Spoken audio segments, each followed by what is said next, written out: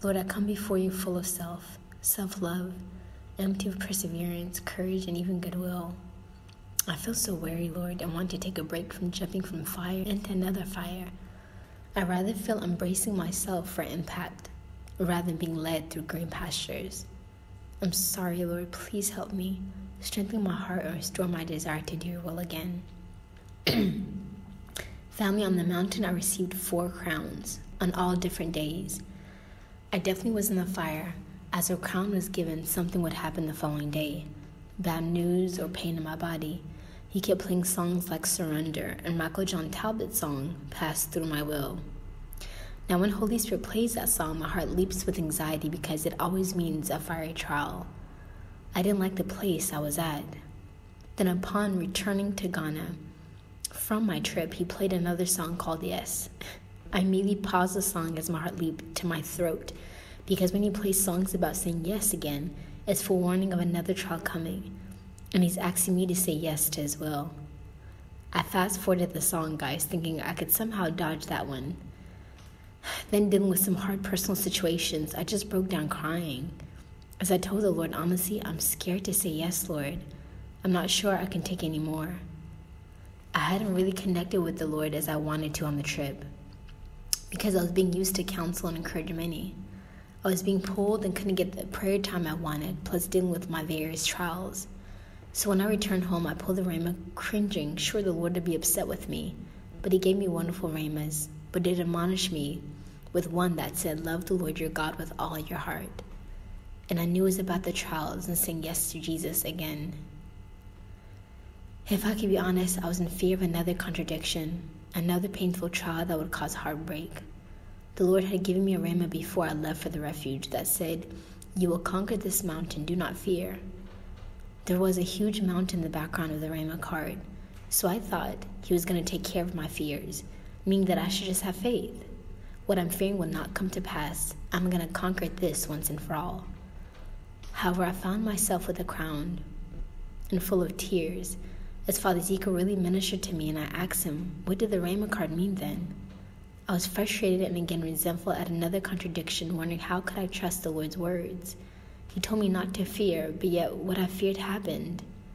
Where do I go from there? Papa said many times when Jesus tells us not to fear, it's not because he's going to intervene or even take what you fear away, but rather the Lord will use the situation to change you for the better, and not necessarily the situation changing. So that's why he asks us not to fear. So you will no longer be conquered by that fear, but transformed by it. And that is how sometimes the Lord has you conquer it. That's why he says, don't fear. This will work out for your good. I thought, I never saw it that way. I was presumed when he said not to fear that it meant he was going to handle the situation and take it away. I see this as the answer to those who say, I've prayed for this person to be healed and they died. Or I prayed for my family, my job. I prayed for this situation. The Lord told me not to worry, not to fear, and yet it even got worse. Or what I feared happened. My prayer wasn't answered. Why, Lord? This was some new insight, and I apologize to Jesus for being upset. But I was still struggling with my heart, very shaky and fearful of saying yes again, because it felt like fires on every side. And now I was empty, rather wanting to retreat, rest, and have my heart healed a bit. But it's clear that's not what Jesus wanted. So I found myself working on a project today, late at night, when an intercessor reached out and said that I needed to get a message. I thought, wow. He said, yeah, I needed to be with Jesus to hear from him right now. So I do want to apologize, family, on the channel. I know you guys have been blessed by the many messages from Sister Janavi and Mother Therese on the channel, but I'm going to try my best to be more diligent so you guys will hear from me more often. But the reason being was for this mission trip I was on, or my trip, I wasn't able to get messages. So back to the message here. It was very random, and I knew it was the Lord calling me back to his feet, to listen and not hurriedly run off to do things. And here I'm talking about my intercessor reaching out to me, telling me that I need to get a message right now from Jesus. So I immediately went into adoration, kind of nervous and feeling insecure, really hearing from the Lord. I simply said, Lord, I'm scared to say yes. Immediately Jesus began. It's because you do not trust in my goodness. As an aside, family, the cross of contradiction is hard because after a trial, I battle with my thoughts and then distance myself from Jesus, feeling like he's no longer safe placed, trustworthy with his promise. I know it's a lie, but the feelings are so real and hard to battle, and scared of getting hurt, scared of suffering if I can be honest. Jesus went on, "You know when you came home, you're looking forward to being embraced by your beloved, held closely to his heart and just staying there to reconnect, to feel close and secure because you missed him. In marriage, he has failures, weaknesses, and you both have even hurt one another at different times with offenses, yet you still desire to run to him and be held by him. You still find him safe. You have lost sight of my faithfulness, my unconditional love, my perfect consistency, my trustworthiness, and my goodness. Even when it's painful and you don't understand what I allow, I'm still so much better than you think. Your embrace with your beloved brings healing, security, and closeness. What do you think my embrace would do to you, my little one? Don't run from me. Do not turn from me, but come. You can trust my heart when you can't seem to trust my hand working in your life." Jesus had his arms wide open, his eyes big, full of hope and teary-eyed. "Trust me." I hesitated. I know, guys, just struggling. Then I closed my eyes and walked towards Jesus and embraced him. I could feel his warm tears down my shoulders and his chin tucked under my neck. I could feel myself getting lost in his embrace. How I'd missed him and still had the ache in my heart as I said, "Jesus, I trust in you. Jesus, I trust in you. Jesus, I trust in you. Please help me to love you more. I'm sorry." We didn't have to exchange any words. He just responded by holding me tighter. I say, "Yes, Lord." He held me even tighter, holding the nape of my neck gently but firmly with so much love. He pulled away, then just gazed at me as he cupped my face in his hands. I felt I could see him so clearly. His eyes were piercing blue, just gazing upon me. Then he kissed me on my forehead and said, "Everything will be all right. I will continue to give you the grace to do my will and pass through each fire unscathed, unharmed, and not hardened." I nodded. "I believe, Lord. Help my unbelief." Jesus continued, "Many of my brides are feeling the same way that you do, my little one. Many have been in rough waters and terrains, in their boats, and now they're scared to come out to walk on the waves with me. They fear the storm. They fear my will. They fear suffering and trials. They fear giving me their yes again. What I'm needing is unconditional trust, my brides. Do not lose yourself drowning in selfishness and self-pity. I use these strong words because selfishness is what causes you to say enough, no more, no further.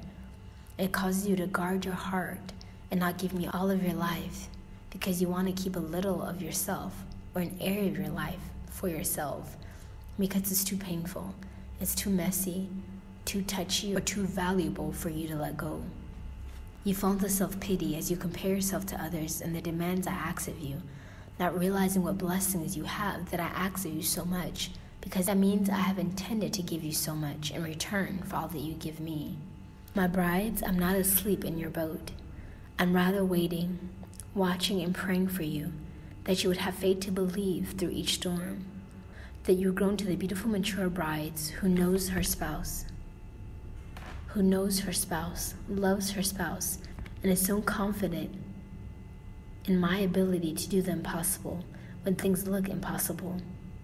You will rather lie next to me in the boat, in the middle of the storm, tucked away in my embrace, as we ride it out together. Wow, that's beautiful, Lord, as I envision myself as his bride on my boat, and the disciples doing that when the boat was about to capsize them, if they just laid and rested right next to Jesus, rather than getting anxious and fearful. That would have been something. Now when he got into a boat, his disciples followed him, and suddenly a great tempest arose on the sea, so that the boat was covered with waves, but he was asleep. Then his disciples came to him and awoke him, saying, "Lord, save us, we are perishing." But he said to them, "Why are you so fearful, O you of little faith?" Then he arose and rebuked the winds and the sea, and there was a great calm. So the men marveled, saying, Who can this be that even the winds and the sea obey him? Matthew 8:23-27. Lord, could you really get us to that place? Where we don't recoil or fear suffering, but are so at peace with whatever you permit and allow. Yes, I am able to get every soul there if they give me the permission. Yes, I'm able to get every soul there if they give me the permission and cooperate with my grace. You'll lose yourself in me. You'll lose your life, and in losing it, you will find it in me. Having my faith, my resolution, my perseverance, and my resilience to always do the Father's will. That is how the saints lived, some more than most. That is the degree I'm calling you to and all my brides who continue to climb this mountain and conquer themselves instead. Lord, does it get easier? Yes, you're not who you were a year ago, even 6 months ago. With each step of obedience and saying yes to my will, you go leaps and bounds with graces, virtue, and in maturity. You acquire wisdom as well. Wisdom in knowing my ways and understanding my nature. That part gets easier. But suffering is never easy. It is work. Your light and momentary suffering is far outweighed with the eternal reward that you'll receive here in this lifetime and in the next. So it still doesn't compare. I'm here to help you, my brides, to walk the road of Calvary with me, to not just pick up your cross, but to be nailed to it with great joy, knowing that you have been counted worthy to suffer with me, and so will be counted worthy to be glorified with me. Continue to endure, my lovely brides. You are a beauty to behold. There will be joy in the morning. And that was the end of Jesus' message. Wow, family, please continue to pray for me for strength and courage. I could really use it. And thanks for those who continue to donate. It really helps us so much right now. We're really, really in need of donations. So God bless you, family, until the next message.